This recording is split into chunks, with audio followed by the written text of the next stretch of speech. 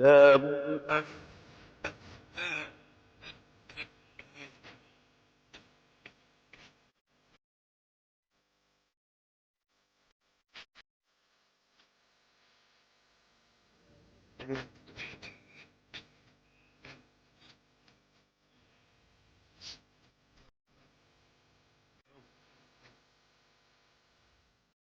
أعوذ بالله من الشيطان الرجيم بسم الله الرحمن الرحيم الحمد لله رب العالمين ثم الصلاة والسلام على نبينا محمد وآله وصحبه Assalamu alaikum wa rahmatullah.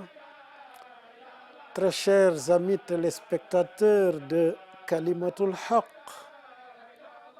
nous sommes à notre 33e séance qui porte sur la sourate An-Najm, qui est notre 3e rencontre autour de cette sourate qui est la 23e révélation, mais la 53e sourate dans le Coran. Et aujourd'hui, nous abordons la 3e partie qui expose du verset 24 au verset 41 la règle générale qu'Allah subhanahu wa ta'ala applique dans la rétribution des actions des hommes. Mbokk yi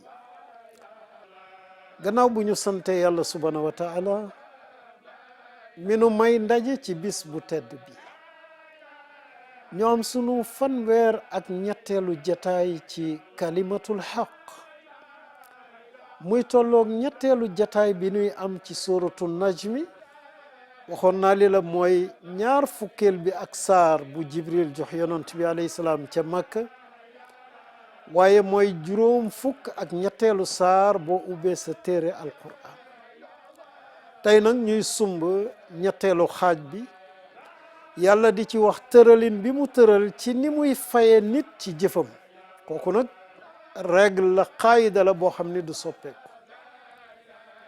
Il nous dit, l'homme pense-t-il?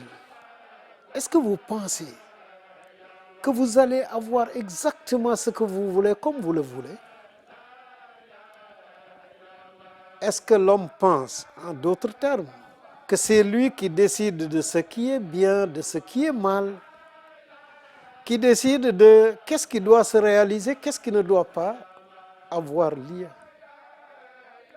Mbokk yi yàlla subhanahu wa taala ubbi saar bi ci fàttali nit mu ne am lil insaani ma tamanna ndax nit yow da nga yaakaar yow nit ni li nga mébét rek li nga bëgg rek loolu mooy am waaw yow yaay tànn ni lii mooy lu baax yaa koy dogal lii mooy lu bon yaa koy dogal mbir mi moo war a am lii waruta am non, les choses ne se passent pas comme ça. C'est pourquoi le verset suivant nous dit la vie future, de même que la vie ici-bas, fonctionne non pas selon votre volonté à vous les hommes, mais selon la volonté d'Allah. Ainsi, sache, toi humain, sache, toi djinn, que seul ce qu'Allah veut se réalise. Mbokk yàlla gàntal mu ni déedéet mbir yi tëddewul noonu du ci seen bëgg-bëgg ak seen coobare ci la mbir yi doxe fa lillahi al axiratu wal ula adduna bii ngeen nekk tey ak alaxira bala ngeen dëgmal jëm man yàlla dong maaka moom maa ciy dogal ma shaa kaan wa ma lam yasha lam yakun lu neex yàlla rek moo cay am lu ko neexul du ca am mukk. Pour confirmation Allah subhanahu wa ta'ala nous dit regarde les anges qui sont purs, qui ne font pas de faute, qui ne font pas de péché, qui n'ont pas de passion. Combien d'anges y a-t-il au ciel dont l'intercession n'est acceptée que si seulement Allah le veut et l'agrée? yàlla mu ne la waaw comme yow nit yow bàkkaarkat bu toll na yow yaag jinne mais xool leen malaaka yi nga xam ne sax ñoom aw ma dara lu ma leen di reprocher man yàlla ndax maa leen tàggate noonu wa kam min malakan fi samawati wal ard fi samawati la tughni shafaatuhum shay'a xoolal malaaka yi ne ci kaw asamaan amu ci kenn koo xam ni kii dana dogal décider dara loolu di am amul ku ci ram muy jëriñ illa min baadi an yazana allah lu dul gannaaw yàlla man ma décider ko dogal ke liman yacha wa yarda ci koo xam ni neex na ma ne que rammul te itam diw laa bëgg nga ramm ko lii laa bëgg nga waxal ko.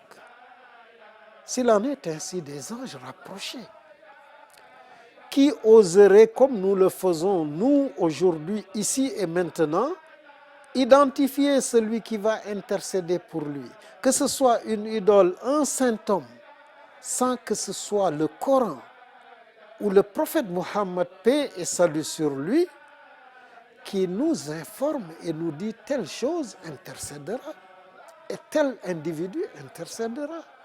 Mbokk yi su fekkee nii la mbir yi tëddee ci malaaka yi nga xam ni ñoo jege borom bi, waa bon ñun ban sañ-sañ la ñu am rek ñun ba fii ñu toll nii kenn ku ci nekk décidé nga ni diw moo may ramu, diw mi moom moo may taxawu, te loolu ngay wax du alquran moom nga ko firndeeloo moo la ko wax, du yonent bi sallallahu alayhi wa ali moom moo ni diw dana ram wala nangam dana ram. Il poursuit, il dit, puisqu'il a évoqué les anges, les mécréants considèrent que les anges sont des femmes, des femelles. Pourtant, ils n'en ont aucune connaissance, ils n'en savent rien. Ils ne font que des suppositions et sachent qu'aucune supposition ne peut tenir place de vérité. Bokk tudd na malaaka yi, xam nga seen diggante ak yéeféer yi ca Makka ba tey jii sax ci yéeféer yi ñu jamonoon teel yàlla mu ne ñi nga xam ni gëmuñu yàlla la yasummuuna al malaayikata tasmiyatal unsa, yéeféer yi dañu jàpp ni malaaka yi ay jigéen lañ. wa ma lahum bihi min ilm, loolu amuñu ci benn xam-xam. in yattabi'una illa dhann, njort rek ak foog naa nii la mbir yi war a tëdd ci la ñu ne. wa inna dhanna la yughni min alxaqi shay'a, te xamal ni foog ak yaakaar naa nangam mu ne loolu du dem ba mu taxawaayu dëgg mukk. C'est pourquoi la meilleure des créatures, le prophète Mohammed, paix et salut sur lui, nous dit de nous méfier des préjugés, des suppositions et de la conjecture. Car la supposition, la conjoncture, le foog na est le plus grand menteur. Ok bi yàlla waxee lii ci njort, yonent bi alayhi salaam ni moytu leen njort naa foog naa yaakaar naa ni nangam mu ne ndax inna zanna akdhabul hadis, mu ne foog naa ak njort mu ne mooy ki gën a mën a fen ci ñi lay déey ay mbir. Nous devons donc toujours, amis téléspectateurs, toujours suivre la vérité, quel que soit le prix que cela peut nous coûter. Fuis quiconque te détourne de notre révélation, de la vérité. Celui qui ne s'intéresse qu'au bien de ce monde, dit le verset 29. Ok. Yàlla subhanahu wa ta'ala mu ne ñu fa a'rid amman tawalla an dhikrina, mu ne képp koo gis mu dummóoyu li ma jox yonent bi alayhi salaam, dummóoyu alquran ji, mu ne daw ka yow it wan ka gannaaw, daw ka gàddaay ka ni ñuy gàddaayee fen, ndax kooku kat boo ko toppee lam yurid illa al hayat ad dunya, poñetu àdduna kese moo ko yitteel, ci loolu la jëmee. te koo xam ni sa mébét ci àdduna ci poñetu àdduna kese la yem, alalu àdduna, mu ne kooku laa xayra fii, benn yiw nekkul ci moom. Leur connaissance se limite à ce monde. Et c'est sûr que ton Seigneur est le seul qui sait qui est égaré et qui est bien guidé. Mbokk yi yàlla ngi ubbi bunt boo xam ne bii ci fii nuy dund jafe-jafe la mu ne dalika mablaguhum min al ilm ñoom ci àdduna rek la seen xam-xam yam bu génnee àdduna bi xamatuñu dara, xamuñu ci àllaaxira, xamuñu ci ruux, xamuñu ci pas-pas dara. inna rabbaka huwa a'lam bi man dalla an sabilihi wa huwa a'lamu bi man ihtada. sa borom rek moom moo xam kan moo nekk ci njub, moo xam kan moo réer yoon wi.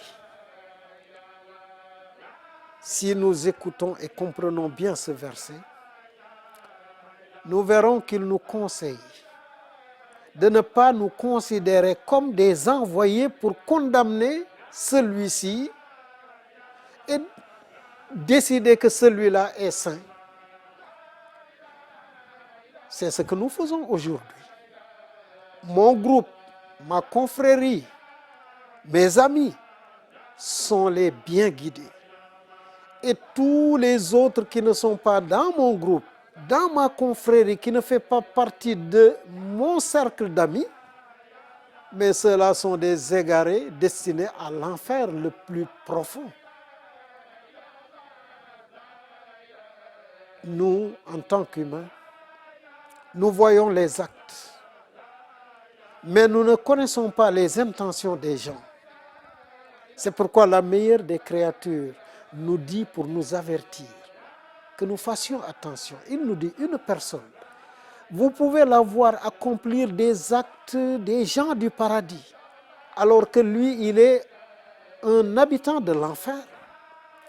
Et vous verrez un autre, vous voyez ses actes, il agit comme les actes des gens de l'enfer, alors qu'il fait partie des gens du paradis. Donc, au nom de quoi moi je pourrais dire telle personne est égarée, telle personne est dans la droiture?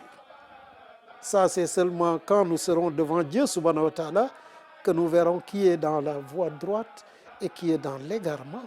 Mbokk yi ñun mënuñu gis lu dul li nit di jëf zahiran, jëfam rek la ñu gis, waaye lan jëf ji ci xolam loolu yàlla moom moo ko xam ak moom mi koy jëf. moo tax yonent bi sallallahu alayhi wa ali artunu dànkaafunu nettalunu mbir moo xam ne bu nu ko fàttewul tekk ci sunu kanam rek du nu sellal kenn, du nu sikkal itam kenn.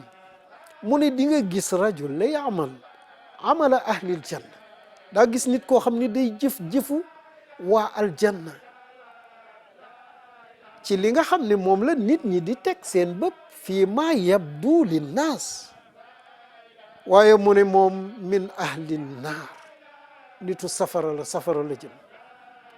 mu ne daa ngeen gisit nit muy jëf waa safara, ma nga ca pecc ma nga ca sàngara sa, ma nga ci njombe lu ne ci li nit di gis jëfu waa safara ngoogu. wa huwa min ahlil janna, waaye moom dana tuubi ëllëg aljanna la jëm. mais loolu ñun mënuñu ko xam. moo tax mbokk defal ndànk, man mi ma def ndànk ci sellal sunu bopp ak sellal keneen ak ayibal ki ca des. Après ces précisions, le verset 31 sourate An-Najm énonce la règle qu'Allah applique dans la rétribution des actes.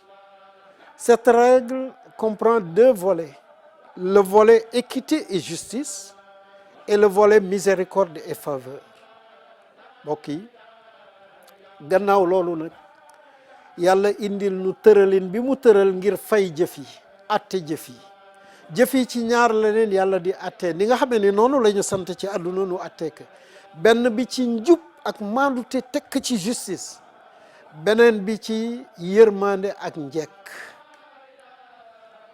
Premièrement, il nous dit Allah est seul maître des cieux et de la terre. Donc c'est lui seul qui doit décider des lois et règlements. Donc c'est lui seul qui rétribue les malfaiteurs selon leurs œuvres, c'est l'équité. Et il rétribue les bienfaiteurs selon leurs meilleures œuvres, ça c'est les faveurs. C'est une règle immuable. Un mal sera puni d'une seule punition. Un bien sera rétribué 10 fois.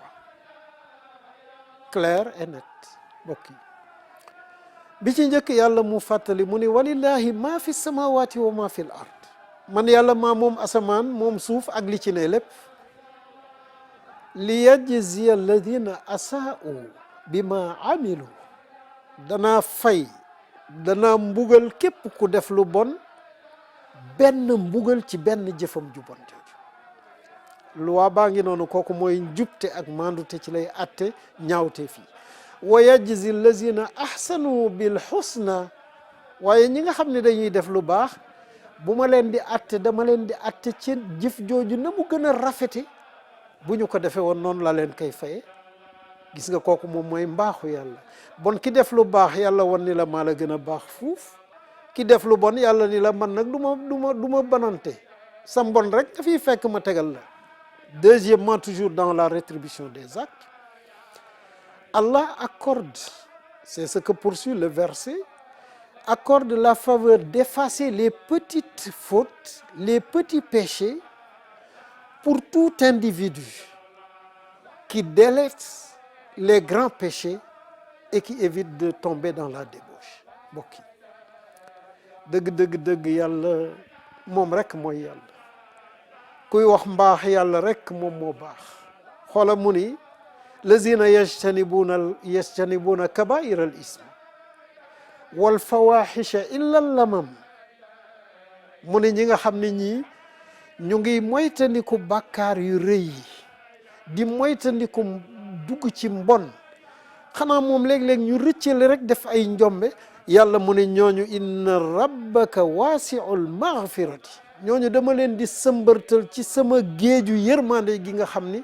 amul tefes bon boo bàyyee lu bon ma baal la yu ndaw yi le verset 31 sourate Nisa le dit de façon plus précise. Celui qui évite les interdits, Allah lui efface ses petits péchés et l'installe dans un séjour honorable, c'est-à-dire l'introduit au paradis, malgré ses petits péchés. mbokk yi suratu Nisa ñëw tafsir ke sharaka mu ne in tajtanibu kabaira ma tunhawna an nukaffir ankum sayyi'atikum mu ne bu ngeen dee moytandiku di góorgóorlu di moytandiku bàkkaar yu mag yi nga xam ni tere naa leen ko man yàlla bu ngeen daanoo ci yu ndaw yi ma bal leen ko wa nudxilukum mudxalan karima tabbal leen nag bu ëllëgee ak ci àdduna bi dund gu tedd dugal la aljanna. Le verset 32 sourate An-Najm poursuit et dit: il vous connaît, lui Allah, parce que c'est lui qui vous a créé de poussière, c'est lui qui vous a façonné, vous a donné cette forme que vous avez aujourd'hui quand vous étiez embryon dans le ventre de vos mères. mbokk yi laaya fanweer ak ñaar ñu dellu si suuratu Najm mu ne huwa a'lamu bikum yàlla rek moom moo xam yéen ndax da ngeen sell wala sellu leen kenn ku ne yàlla moo xam yow yaay kan. is ansha'akum min al ard moom moo leen binde sose leen ci pëndaxu suuf poussière.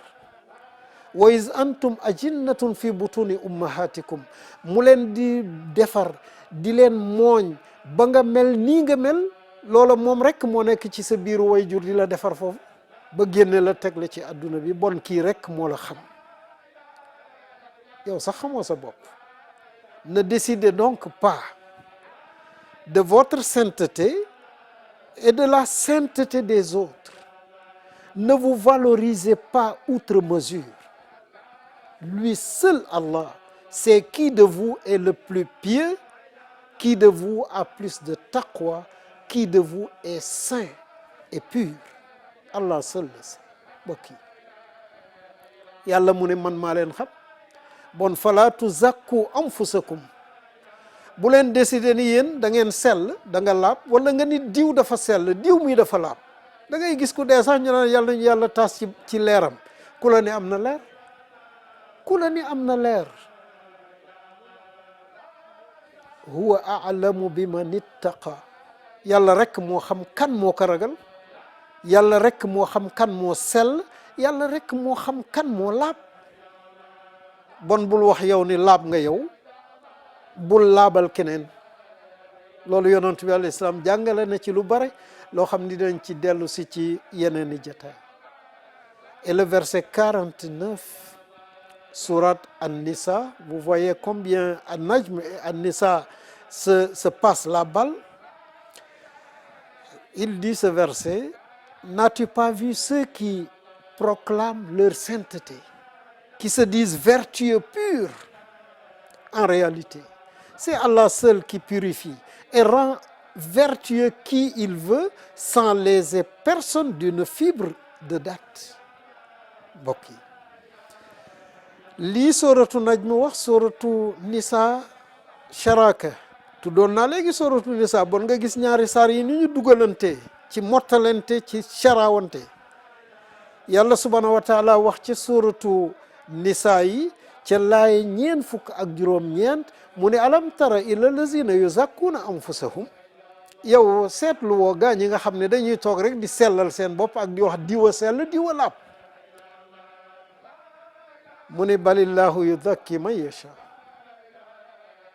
bal mbir mi du noonu, du ñoom ñooy décider ne dañu sell wala diwa sell. yàlla mooy sellal ku ko soob, mooy laabal ku ko soob.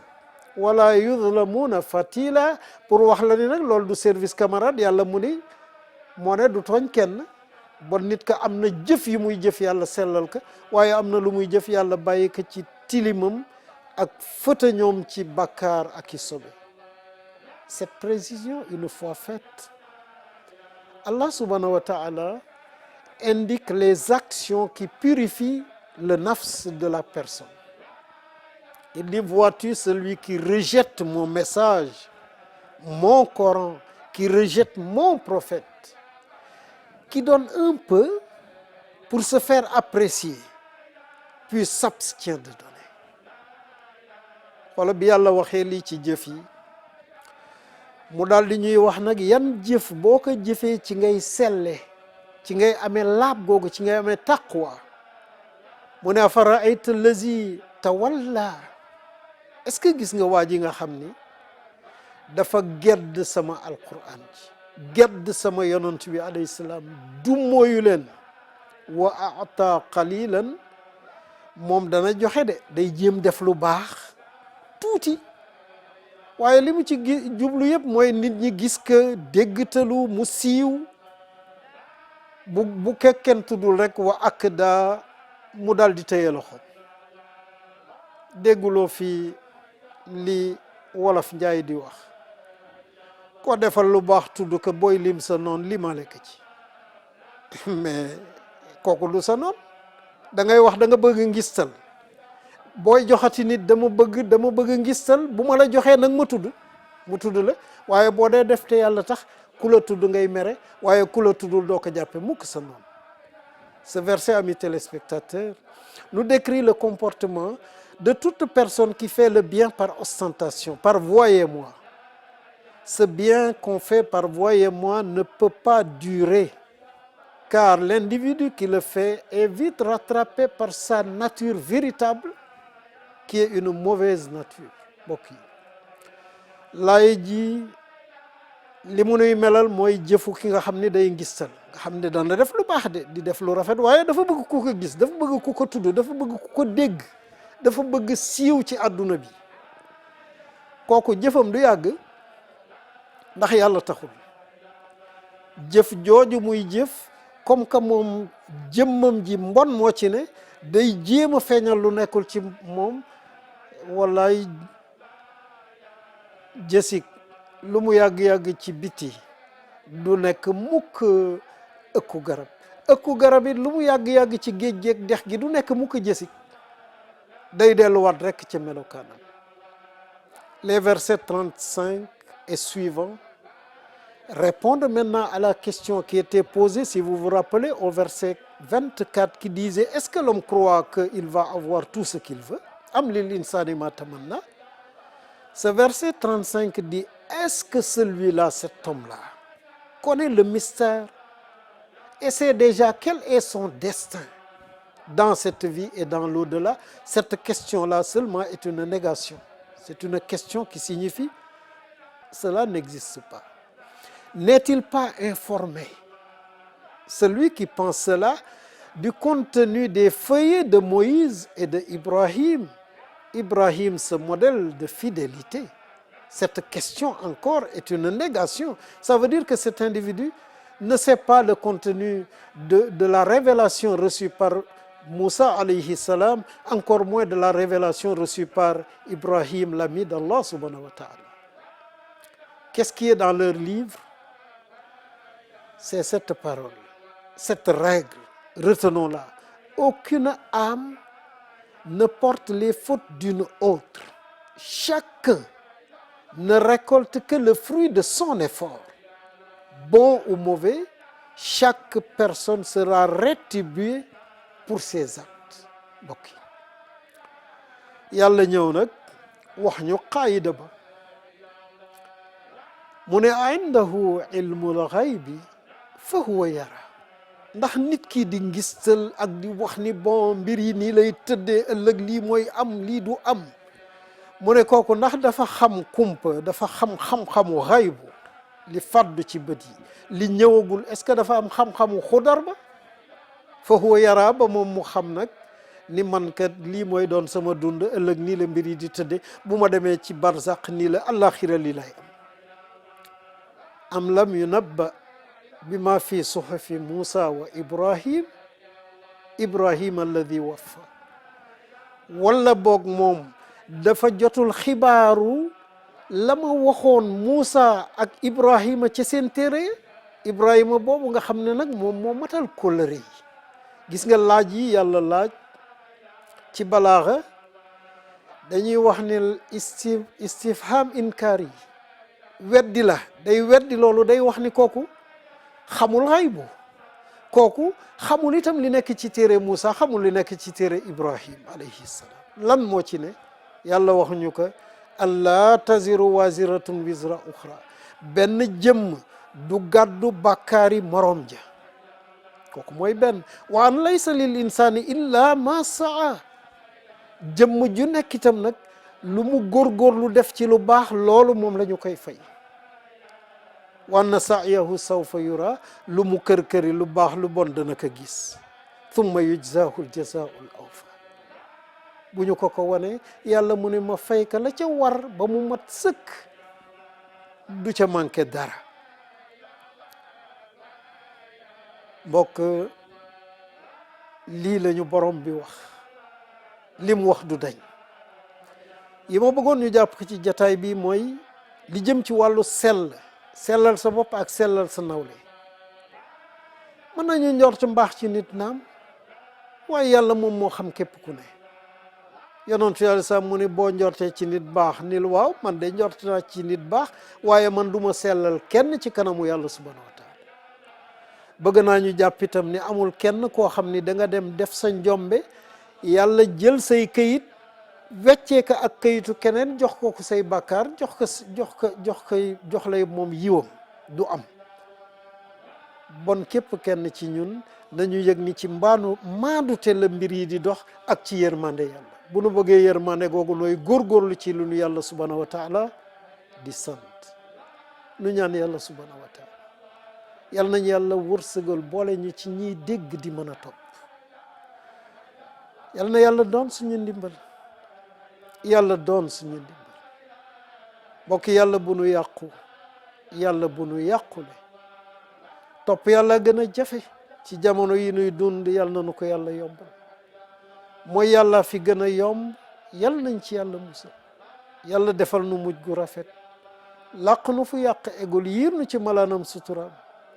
yàlla jubal nu jubal sunu njaboot, ubbil nu buntu muur ak wërsëg. mbokk yi lu nu am yàlla na nu am yàlla, lu nu ñàkkit yàlla na nu am yàlla, bi jaa'i nabil Mustafa sallallahu alayhi wa ali. assalaamu aleykum wa rahmatullah.